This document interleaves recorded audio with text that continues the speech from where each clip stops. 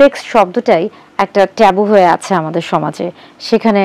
Sexual intercourse নিয়ে যদি কথা বলি এবং তাও যদি বলে থাকি যে আইডিয়াল সেক্সুয়াল ইন্টারকোর্সের সময়টা কতটুকু বা আদর্শ এই যে যৌনক্রিয়াটা আছে এই যৌনক্রিয়ার হচ্ছে স্বাভাবিক সময়টা কতটুকু, এটা নিয়ে কথা বললে হয়তোবা অনেকেই খুব বেশি বিব্রত হয়ে যাবেন, কিংবা অনেকে মনে করবেন যে এটা কেমন একটা বিষয় নিয়ে কথা বলছি, এটা কি কখনো সম্ভব। আসলে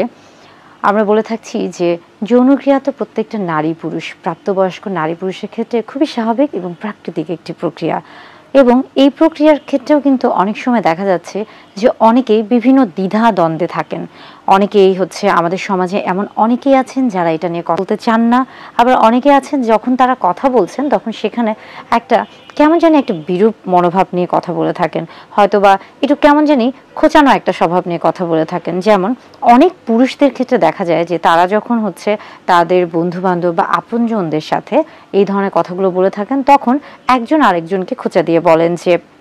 তিনি তো অনেক লম্বা সময় ধরে সহবাস, তার স্ত্রীকে তিনি হচ্ছে অনেক কষ্ট দিয়ে হচ্ছে সহবাস করতে পেরেছেন, কিংবা তার স্ত্রী তার কাছে হেরে গিয়েছে, তিনি জিতে গিয়েছেন। এই যে একটা হচ্ছে মানে ট্যাবু বা এই যে একটা কথা, এই ধরনের হচ্ছে বাক্যগুলা অনেকে মনে করে থাকেন কি যে এই বিষয়গুলো বোধহয় তাকে অনেক বেশি হচ্ছে আমরা বলে থাকি কি যে রিয়েল হিরো, অনেকটা আসল পুরুষ বা আসল নায়কের একটা হচ্ছে মনোভাব নিয়ে তিনি এই কথাগুলো বলে থাকেন। কিন্তু আসলে তিনি কি বুঝছেন যে তিনি যে বিষয়গুলো নিয়ে কথা বলছেন এটা তাকে তার যে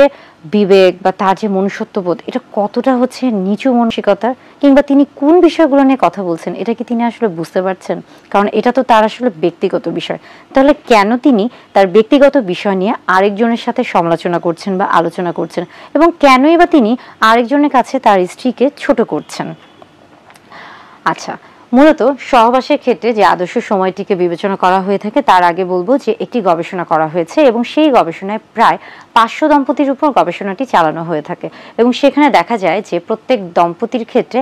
ইন্ট্রা ইজাকুলেটরি ল্যাটেন্সি টাইম, অর্থাৎ এই যে পুরুষ লিঙ্গের যোনিপথে প্রবেশের যে প্রথম যে ধাপটা রয়েছে সেই সময় থেকে শুরু করে পুরুষ লিঙ্গ থেকে বীর্যপাত হওয়া পর্যন্ত এই যে সময়টা, এই সময়টাকে আসলে বলা হয়ে থাকছে যে ইন্ট্রা ইজাকুলেটরি ল্যাটেন্সি পিরিয়ড বা টাইম। এই সময়টা আসলে মূলত হচ্ছে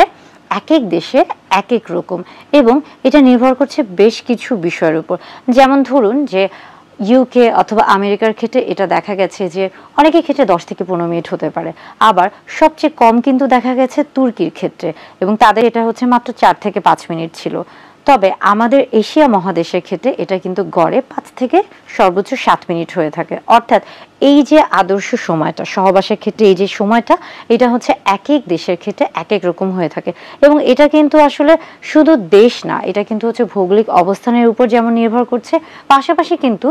একজন মানুষের শারীরিক মানসিক অর্থাৎ স্বাস্থ্যগত যে অবস্থা সেটার উপরও নির্ভর করছে। ধরুন একজন অনেক বেশি হচ্ছে রোগে আক্রান্ত এবং অনেক ধরনের ওষুধ খেয়ে থাকছেন, কিংবা তিনি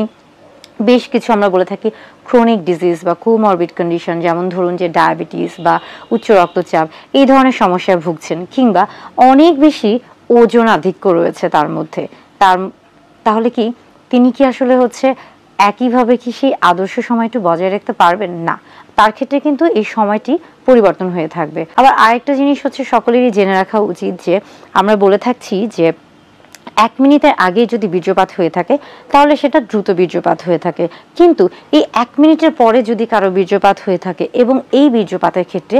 নারী পুরুষ অর্থাৎ স্বামী স্ত্রী উভয়ে যদি তারা যৌন তৃপ্তি লাভ করে থাকেন তাহলে এটা কিন্তু তাদের জন্য আদর্শ সময়। অর্থাৎ ওই যে আমেরিকা বা ইউকে বা তুর্কি বা এই যে এশিয়া মহাদেশের এই যে সময়টা, এটার সাথে আসলে কখনো নিজেকে মেলাতে যাবেন না। আপনার এবং আপনার সঙ্গীর যে সময়টা, এই সময়টা আসলে আপনারা দুইজন সঠিকভাবে উপভোগ করতে পারছেন কিনা এবং সেখানে আপনাদের অর্গাজম হচ্ছে কিনা বা আপনারা সর্বোচ্চ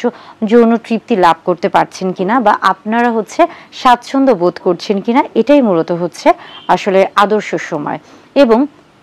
আরেকটা খুব গুরুত্বপূর্ণ বিষয় হচ্ছে যে সহবাসের ক্ষেত্রে কখনোই তাড়াহুড়া করতে যাবেন না, কখনো মাথায় এই জিনিসটা নেবেন না যে আমাকে 20 মিনিট 30 মিনিট হচ্ছে করতে হবে পারতে হবে, এটা আসলে কখনোই সম্ভব না। মূলত আমাদের এই যে এশিয়া মহাদেশে যে সকল পুরুষ রয়েছেন তাদের ক্ষেত্রে এটা আসলেই হচ্ছে হতে পারে, একদম যে হতে পারে না তা না, তবে এটা অনেকটাই কিন্তু অসম্ভব বলেই বিবেচনা করা হয়ে থাকে। তাই সময়ের পিছনে আসলে না ছুটে সময়টাকে উপভোগ করুন এবং দুজন দুজনকে প্রাধান্য দিন, দুজন দুজনের ভালো লাগার উপর প্রাধান্য দিন, দুজন দুজনের আসলে যৌন তৃপ্তিটা দুজন সর্বোচ্চ সুখ লাভ